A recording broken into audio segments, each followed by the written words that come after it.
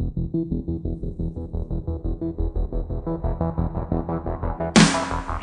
hello there, everybody. Welcome to the first ever AMSOIL Championship Snocross Podcast. My name is Chris Hawkey. I'm going to be bringing you this, we think, every Monday after a race weekend to get you caught up on what happened the weekend prior, where that sets the points, and to get you interviews with some of the biggest names in snowcross. Excited to be trying this with you and hoping you enjoy what we bring you. This week's guest will be the great Levi LaVallee. Very excited to talk to him about what happened with Team LaVallee this weekend and about the weekend in general, as we just finished our first and second races of the season at Spirit Mountain in Duluth. Great weekend of racing. And the Dominator as well, which was pretty cool. We go to Fargo, December 11th and 12th, but before we get to that and before we get to the Levi LaVallee interview, let me tell you what did happen this weekend. Tim Tremblay came from the back row, was the wild card racer, got around Kyle Pauline and Ross the Boss Martin before the top of the first hill and won $10,000 for the third time in a row. Tim Tremblay won the AMSOIL Dominator. The rest of the weekend didn't quite go the way he'd liked, but at least that $10,000 check was good to have to start this season. Tucker Hibbert is your points leader coming out of Duluth in the AMSOIL Pro Open class. 1 point lead over Cody Cam. That worked out well because Cody won on Sunday, Tucker won on Saturday. The new inverted starting rule was interesting. We'll talk in an interview again with Levi LaVallee in a minute about that, so I don't want to belabor the point, but made things very interesting this first weekend. I think it'll continue to make things interesting the rest of the year as well. So goes Tucker Hibbert, Cody Cam, just 1 point separates those two. Kyle Pauline had a great weekend. He is third in points right now. David Jonas with a spectacular weekend for that young man, fourth in the points, and Adam Renheim rounding out the top five in AMSOIL Pro Open points right now. After the first weekend of Pro Light, Montana Jess is your points leader. Zach Mason, another LaVallee Racing contender, 3 points behind him in second in Pro Light. Then Travis Muller, you got Martin Mullen and Kevin Wallenstein rounding out the top five. Lots of great storylines from the weekend. We talk about all of them with our special guests, so let's run that interview now. Levi LaVallee, you are the very first guest on the Snocross Podcast. How do you feel about that? Oh, it is a true honor, and you know, I'm speechless, to be honest. Well, you know, let's get you talking. Then I need you to be speechful on the podcast. That's kind of what it's all about. So, let's talk first about the weekend you guys had up in Duluth, and obviously some things went well, some things didn't go as well as you'd hope, but a big win at least in Pro Light on Sunday. You had to feel pretty good about the weekend overall. Yeah, overall the weekend went well.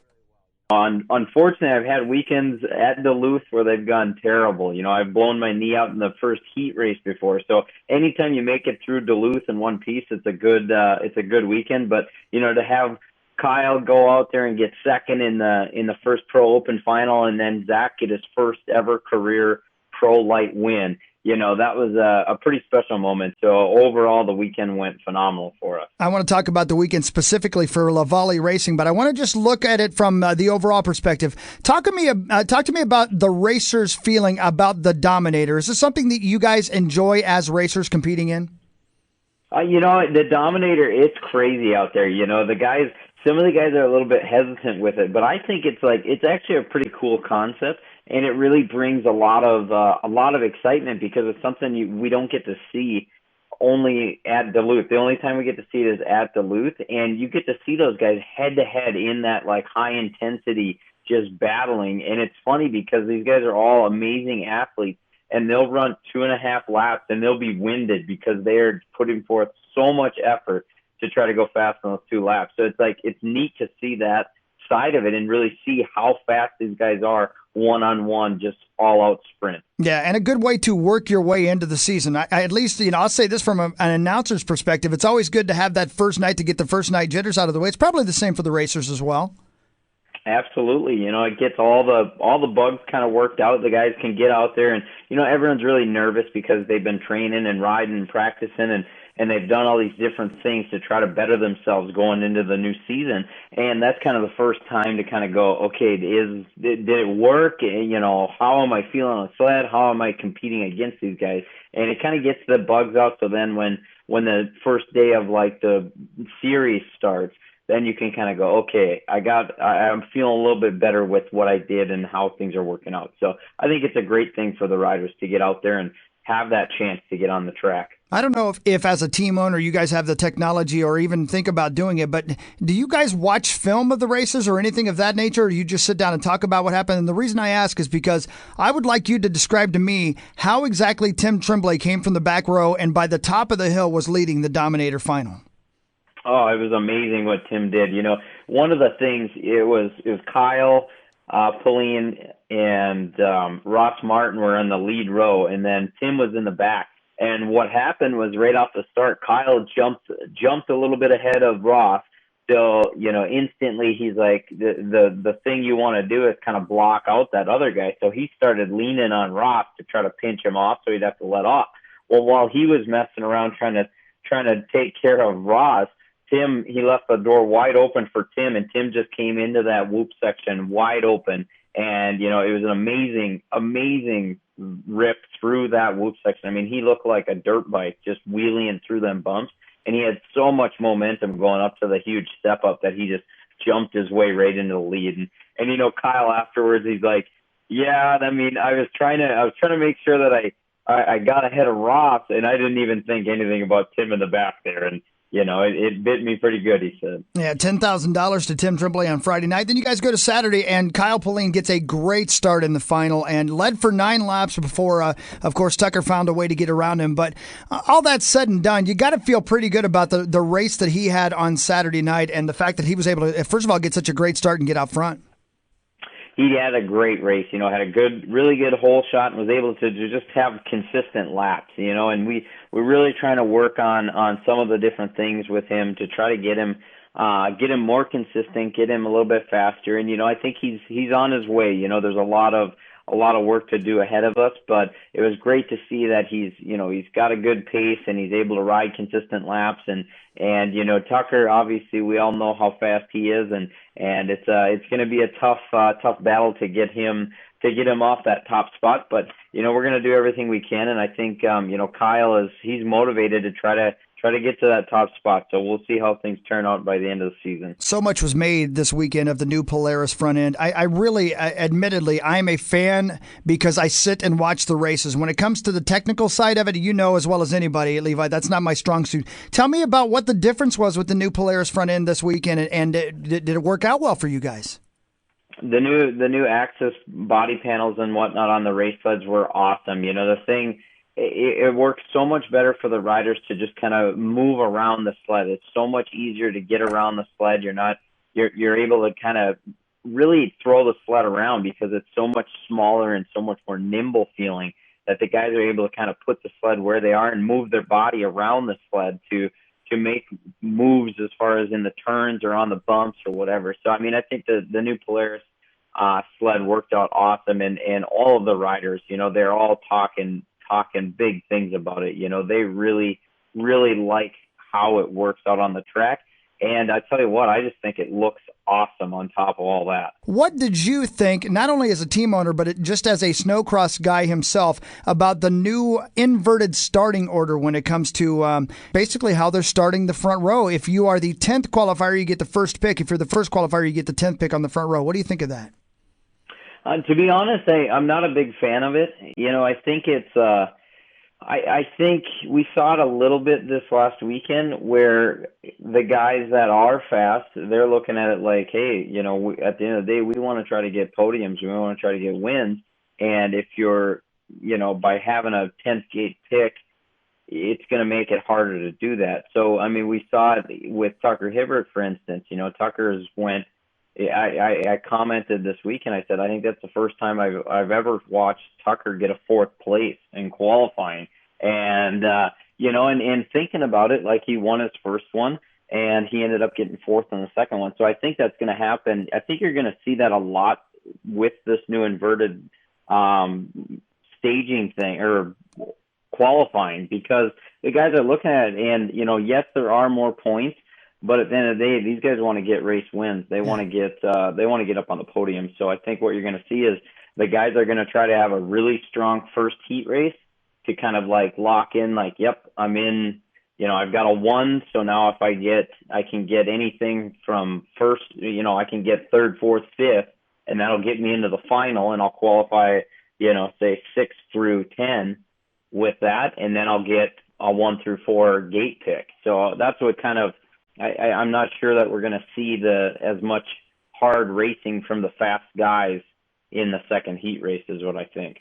Interesting. I guess we'll see as the season goes along. Levi, we talked a little bit in your trailer, back to Kyle Pauline for one more second, about the fact that, again, you're not in the booth with us this weekend and you're not going to be this season. And you said part of the reason for that was that you really wanted to concentrate on your role as a team owner and to guide Kyle Pauline, hopefully past Tucker Hibbert, to be the next champion. In your opinion, what does Kyle Pauline need to do to make that move? And for that matter, what does everybody need to do to unseat Tucker Hibbert? I mean, Tucker, he's amazing at what he's been able to accomplish and what he does. He just has really been able to break down every aspect of snowcross and of racing in general, and just break them all into small pieces and just make every single element of it better. And that's where, with Kyle, I've been working with him a little bit in the last few years, and we were able to get some forward movement on that. And then, it's kind of like we kind of got to a standstill where he was just kind of stopped progressing. And now it's like we have all these ideas and all these things that we want to work on. And that's what the goal is for this year, is to try to slowly get him faster and faster. And I think, if we can follow that plan and follow that program, I think we're going to be able to get closer and closer. It's going to be a tall order to try to knock Tucker off that top step, but we have to keep trying because Tucker, he's it's hard to say how long he's going to be a racing for. Hopefully for many more years, but we want to try to give him an honest goal. Before he retires from snowmobiling. So exactly. We'll see if we're able to achieve it. You want to beat him at the top of his game, not when he's on later in his career. I completely get that. Talking about early in their career, though, Zach Mason, somebody that I've, for the years that I've been involved in snowcross, now you've seen him begin to ascend. You brought him to your team this year, and obviously he got his first podium, his first win, I should say, on Sunday in Duluth. What was it about this kid that you said, I want him on my team? I instantly said I want to have Zach on the team, just because a couple different things that really hit home with me is, like, obviously his size. He is like almost identical size to me, and we're short guys, and it doesn't aid in turning a snowmobile at all or throwing the sled around, being small. And there was a lot of things that I had to overcome in my racing career to figure out how to go faster on the turns, how to go through the bumps, how to do these different things. And I could just see, like, from watching Zach, that there's a lot of things that, he's struggling with the same hurdles that I had. And it's like, hey, I can help you with that. I've been down that road. So that was like one of the things right away that I saw, and I'm like, hey, we can get that guy going. But the other thing is, I could just see that guy has, he's got a lot of heart. He wants to succeed at this, and he really gives it his all. And that's where I kind of like looked at it and said, if he's willing to learn, if he's willing to work hard, we can get him up to the front. And this weekend went really well, but like I've said, there's a lot of room for improvement there. And, we're going to just keep plugging away at it, and hopefully we can get him faster and faster throughout the season. LaVallee Racing right now, third in the points in Pro Open. Kyle Pauline, 81, 9 points behind Tucker Hibbert after 2 events. And Zach Mason, 3 points behind Montana Jess in Pro Light. So sitting pretty good after 1 weekend of racing. And next we go to Fargo, the second weekend of December. Real quick, though, you guys got something big coming up with Red Bull out at ERX. Tell me about that and how people can get involved. We're super excited about Red Bull Snow Boundaries. It's going to be an event at ERX, and it's basically a combination of all of the different snowmobile disciplines, different kinds of riding. There's going to be some cross-country stuff. There's going to be some hill climb stuff. There's going to be bumps, whoops, a little bit of ice. I mean, they're going to have all these different elements. And, the cool aspect of it is like what snowmobile is going to be the preferred sled, what is going to be the preferred, rider. I mean, thinking about like, is it going to be a hill climb guy, cross country guy, snowcross guy? What is it going to take to be able to make it through this crazy course at the ERX Motor Park? And, that's what's really cool about it, is it's something that hasn't been done before. And the even better part about it is anybody can go there and race, so it's open to the public. They have a ditch banger class, they have like the pro class, so they have all these different classes, so everyone can go in and go out there and just, if you want to just go out there and experience the course and experience all these amazing things out there, by all means you can. You don't have to worry about racing or any of that. Or, if you want to go out there and you want to try it, you think you got a chance at winning, you can go out there and do that. So I think it's going to be a really neat thing, and they have tons of different prizes and giveaways. So it's going to be a great event, and that's going to be later on in the winter and the end of February. And I'll be honest, I can't wait to get out there and give it a try. Yeah, that's going to be a lot of fun. And again, for more information, LeviLaVallee.com, I would guess, is where they can get lots of information. Yeah, you can go and you can get on any of our sites, TeamLaVallee.com.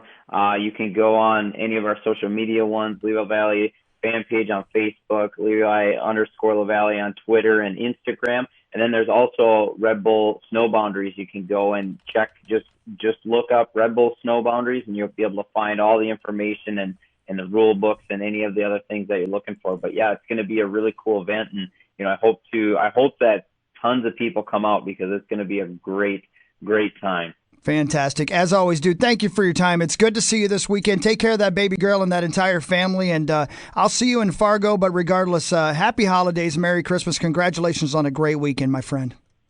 Thank you, and you have a good one as well, bud. So there you have it, Levi LaVallee on the first ever Snocross Podcast, my first ever guest. Again, my name is Chris Hawkey. Thank you so much for tuning in. We'll do this after every race. We'll do it on a Monday or the Tuesday after each race throughout the season to get you caught up and to talk to some of the biggest names in our sport, because, again, I'll say it again, our sport deserves it. What great athletes, what great sponsors, and what great fans we have. Check out all the information about this entire tour on snocross.com. You can follow us on Twitter, on Facebook. In fact, you can follow me on Twitter as well if you don't mind, at Chawk1003. That's CHAWK and then 1003. Come out and see my band anytime, chrishawkey.com. And, of course, check out Snocross as we go next to Fargo, North Dakota, December 11th and 12th. The Makita Snocross National, brought to you by Makita and Country Cat there in Fargo. Then we go to Shakopee, January 8th and 9th. Deadwood, January 22nd and 23rd, and the rest of the season on from there. We've got 8 great stops and lots of events and lots of opportunity for you to see the best show on the snow. That's AMSOIL Championship Snocross, powered by Ram. We will talk to you in a couple of weeks. Thank you for tuning in.